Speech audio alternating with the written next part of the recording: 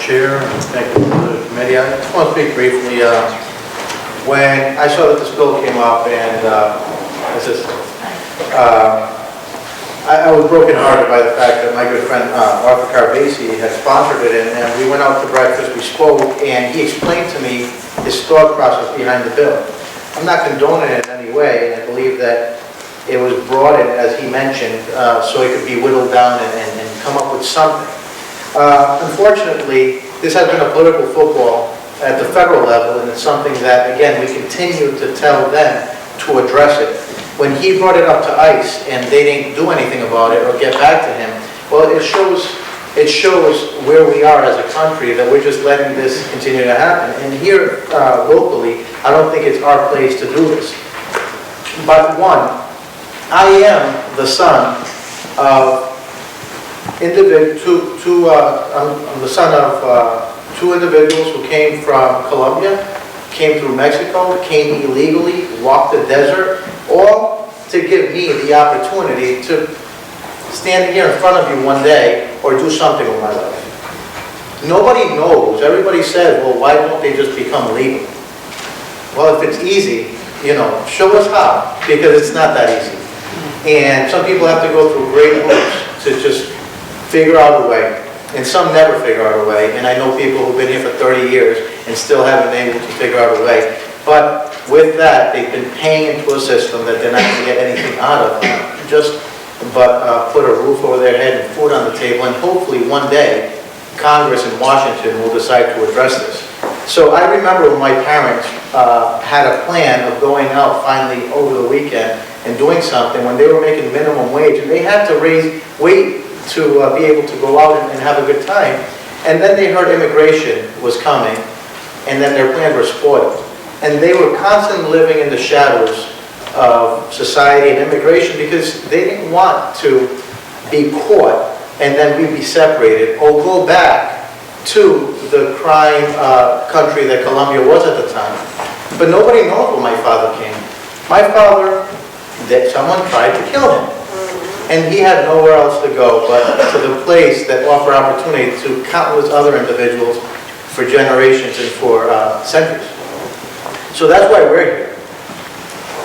So when these things occur, the economic impact was great. Now compound that by countless individuals who today contribute to a system they get nothing from, they won't get anything from in the future. But they're here making an honest day's pay to give their kids that opportunity.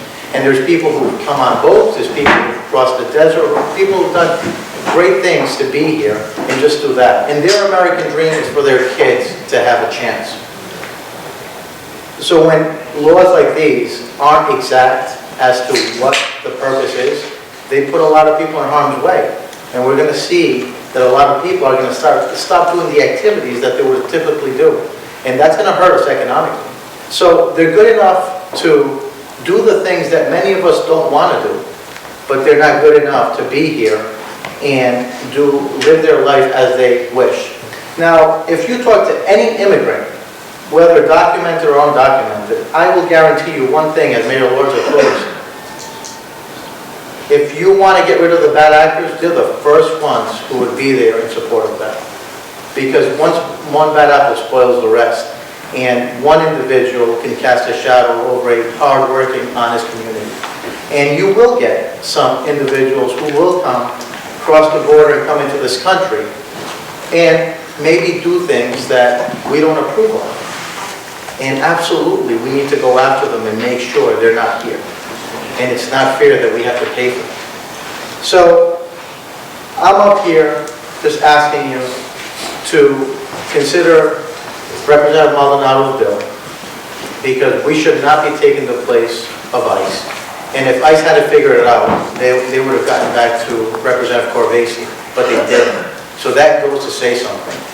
And please, if you have any questions, there's many of us who can tell you our story and why we're here. And as the son of once undocumented immigrants who came here illegally, I'm here today telling you that I'm trying to do my part. I see former Councilwoman Stephanie Gonzalez here who wants to do her part. Mayor Alorza, Mayor James Diosa, Representative Maldonado, and countless others who, if they're not here today, they will be here in the future, hoping to represent not the people of Central Falls, Pawtucket Province, but the people of Rhode Island as a whole, and make this city, our cities, our state, and this country proud. Thank you. Thank you, Representative. I believe Representative Bella Wilkinson would like to ask you a question, Colin.